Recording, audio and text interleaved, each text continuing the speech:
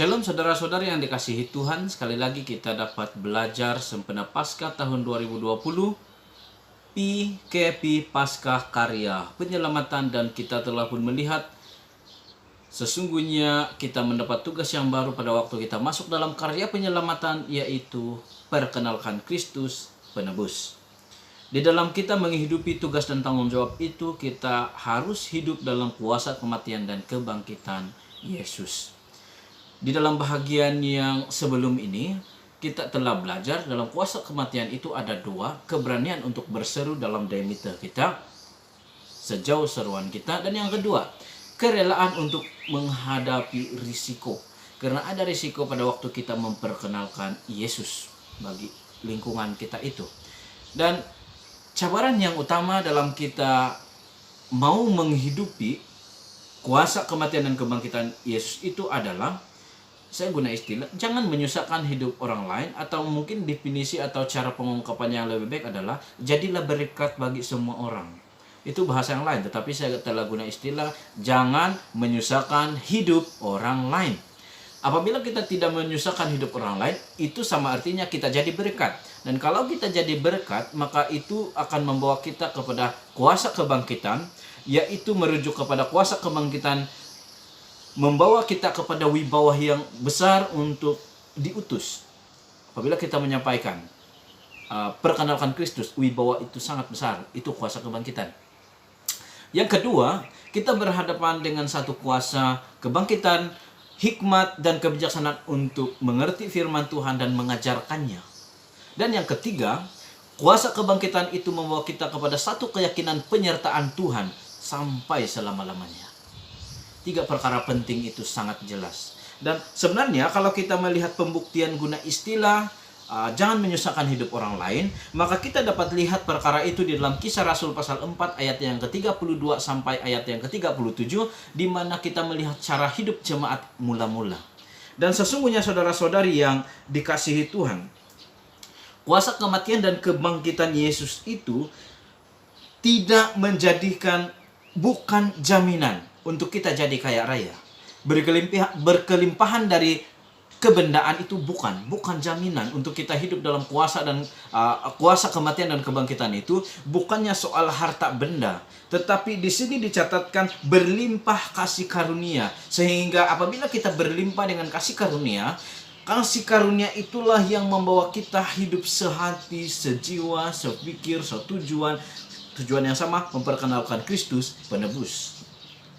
Karena itu, kita harus meneliti keadaan ini supaya benar-benar itu terjadi di dalam Alkitab, dan sebenarnya dia terjadi di Sabak tahun 70-an, di mana banyak orang bertobat dan ingin memperkenalkan Kristus.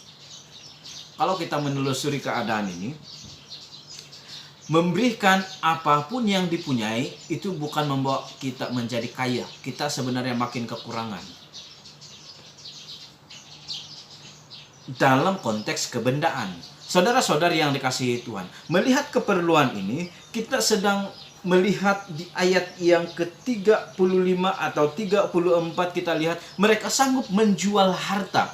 Tidak ada perasaan mereka yang itu milik mereka lagi. Sepertinya semua milik Tuhan, dan semua milik Tuhan itu harus mereka guna pakai demi pelayanan. Artinya, kalau tanah dijual, rumah dijual, dia tidak ada tapak lagi, tidak ada lagi tempatnya berteduh. Kalau dia orang bujang mungkin oke. Kalau dia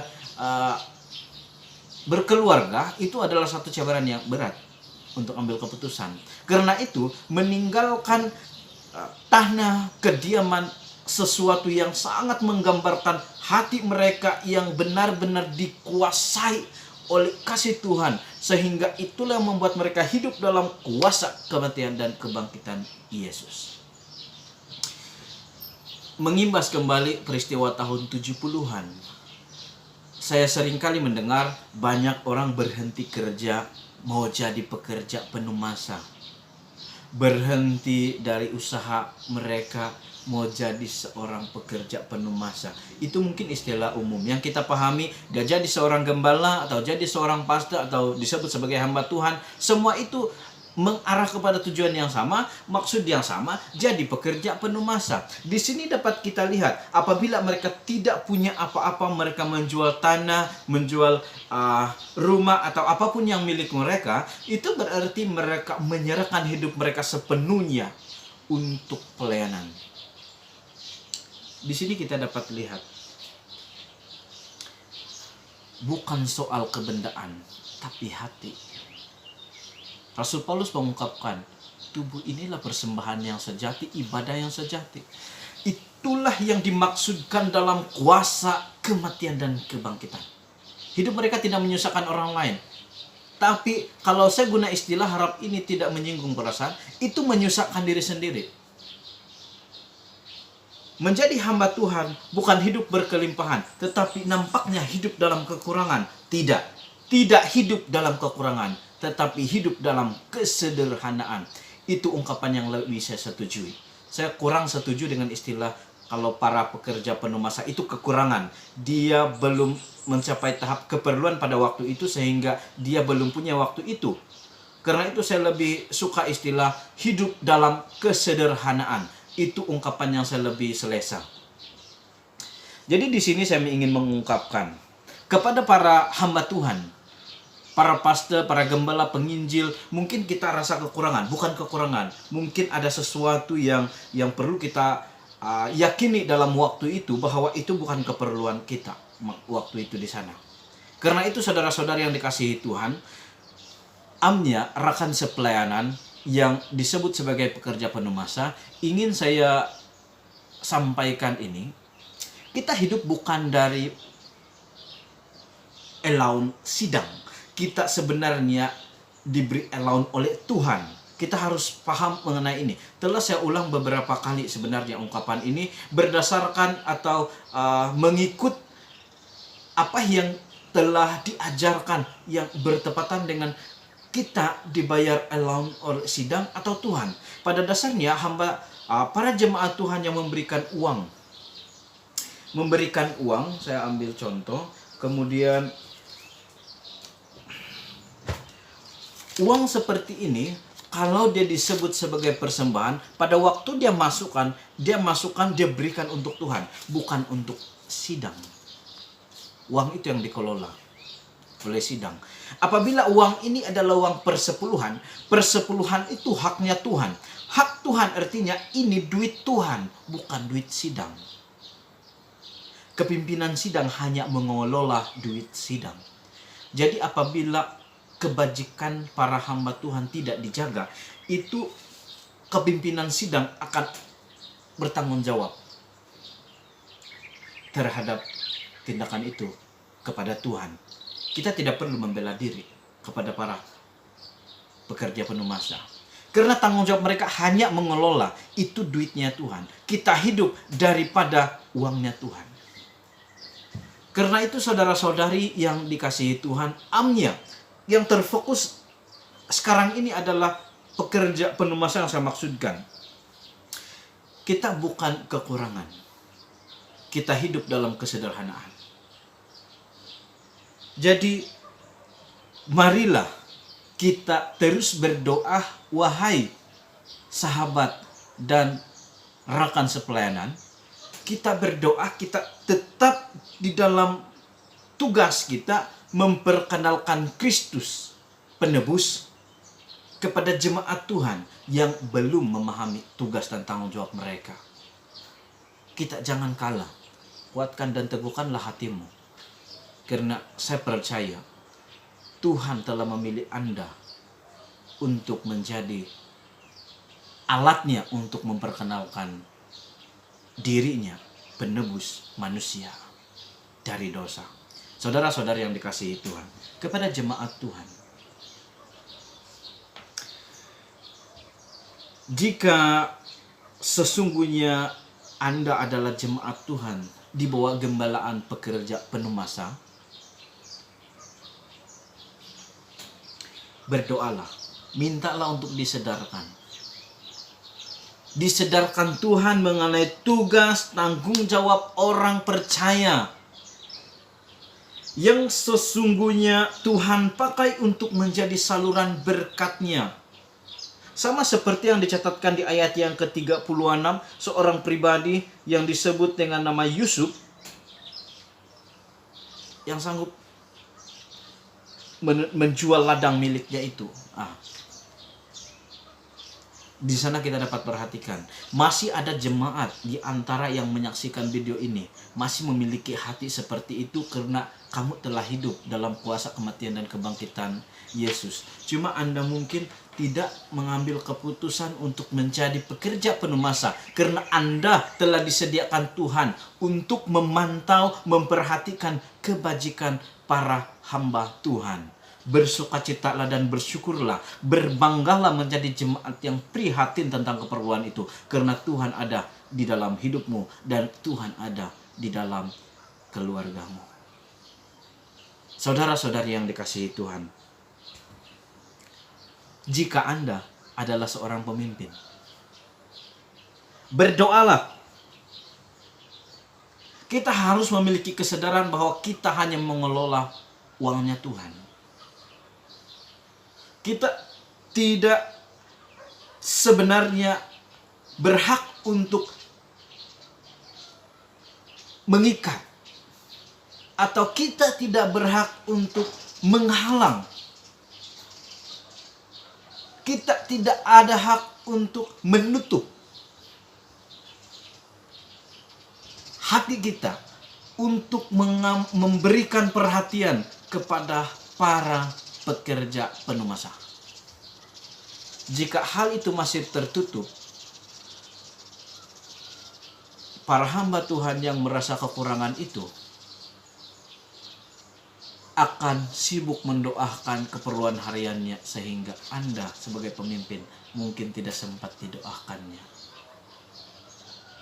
Saya guna istilah seperti itu karena fokusnya itu sungguh untuk pelayanan, tetapi kalau hidupnya terikat untuk kepribadiannya, tidak terfokus untuk pelayanannya lagi, maka Tuhan akan tanya bukan hamba Tuhan itu, tetapi para kepimpinan gereja. Maka Anda harus bersiap sedia untuk dipertanggungjawabkan atas kelolaan keuangannya Tuhan yang tidak mengikuti kehendak Tuhan. Saudara-saudara yang dikasihi Tuhan, ini agak mungkin kurang sopan diungkapkan oleh seorang hamba Tuhan. Apabila di negara, apakah di SIB Matan tidak melakukan tugas mereka sehingga paste di SIB Matan pada Paskah 2020 mengungkapkan hal ini? Tidak.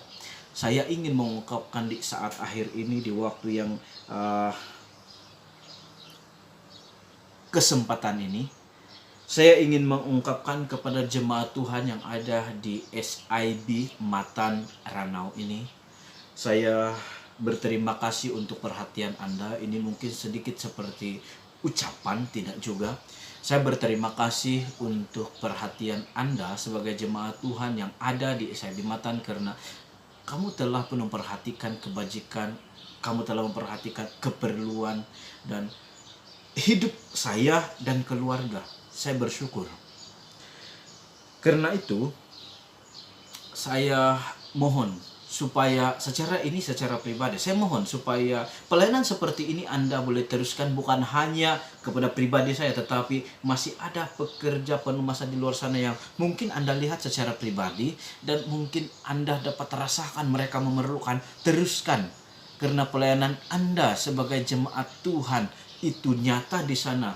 Itulah buktinya kuasa kematian dan kebangkitan Yesus itu ada dalam hidupmu. Di sana engkau dapat memperkenalkan Kristus itu telah menebus hidupmu. Karena di sanalah akan jelas engkau tidak menyusahkan hidup orang lain, tetapi kamu sedang membahagiakan orang lain dari hidupmu yang penuh dengan sukacita karena engkau sudah ditebus dari dosa. Itulah inti Paskah 2020 untuk gereja SIB Matan Amnya. Mungkin ya ini akan didengar oleh gereja di luar sana. Maka saya mohon Anda juga jadilah gereja yang matang dan dewasa. Di sana kita akan menjadi sebuah gereja yang mendewasakan. Saudara-saudari yang dikasihi Tuhan, tetaplah hidup dalam kuasa kematian dan kebangkitan Yesus, supaya dalam usaha kita memperkenalkan Kristus penebus, kita telah pun menyatakan kita hidup dalam karya penyelamatan itu, dan karya penyelamatan itu akan nyata. Pasca tahun ini tidak sia-sia, walaupun Anda beribadah di rumah, Anda berpaskah di rumah, di kediaman hanya bersama dengan keluarga. Tuturkanlah, nyatakanlah, ceritakanlah ini sebagai tanggung jawab orang percaya kepada anak-anakmu, anak cucumu, sampai kepada cicitmu di kediamanmu. Mulai hari ini sampai engkau kembali kepada Sang Pencipta. Karena itulah tugas dan tanggung jawab kita untuk mewariskan iman kepada ahli keluarga kita, untuk menjangkiti mereka dengan iman yang benar, iman yang tertuju kepada kuasa kematian dan kebangkitan Yesus Kristus. Itulah makna Paskah untuk kita tahun ini. Saudara-saudari yang dikasihi Tuhan, terima kasih karena engkau telah menjalankan tugas dengan suatu tanda pembuktian dari hidupmu, cara hidupmu. Engkau mungkin bukan bekerja penuh masa, tetapi sebenarnya engkaulah alat Tuhan yang disediakan untuk memperhatikan pekerja penuh masa. Engkaulah yang disebut mata-matanya Tuhan yang selalu dijaganya. Terima kasih, Tuhan memberkati.